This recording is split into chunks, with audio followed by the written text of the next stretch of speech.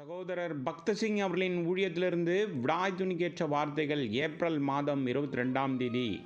நீங்களோ உன்னதத்திலிருந்து வரும் பெலனால் தரிப்பிக்கப்படும் வரைக்கும் ஜெருசலேம் நகரத்தில் இருங்கள் என்றார். லூக்கா சுவிசேஷம் 24வது அதிகாரம் 49வது வசனம்.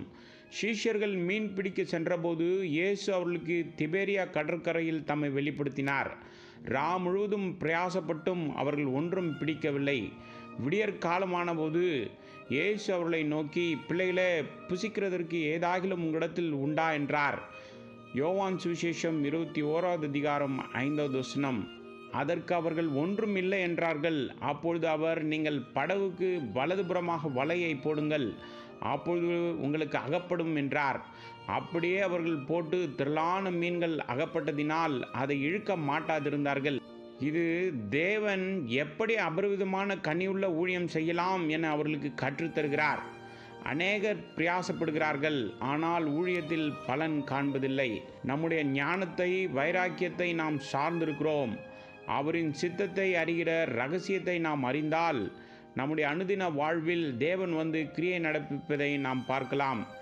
பரலோக திட்டத்திற்கு நேராக வரும்போது நம்முடைய தனிப்பட்ட குடும்ப சபை வாழ்வில் நாம் உயிர்த்தெழுந்த வல்லமையை தரித்து கொள்ளலாம். வலைகளுக்குள் செல்லும்படி மீன்களுக்கு தேவன் சொன்ன பிரகாரம் அவைகள் எந்த எதிர்ப்பும் இன்றி சென்றது.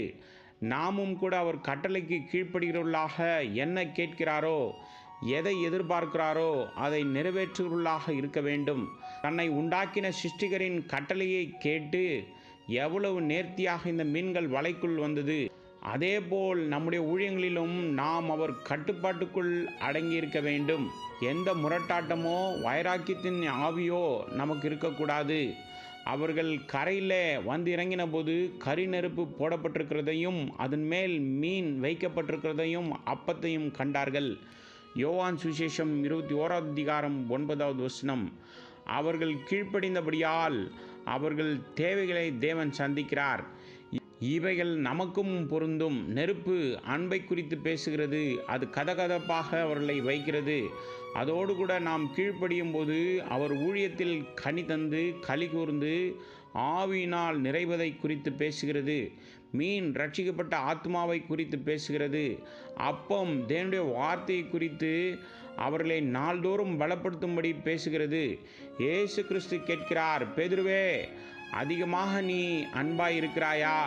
என் ஆட்டுக்குட்டிகளை மேய்ப்பாயாக, ஆடுகளை மேய்ப்பாயாக.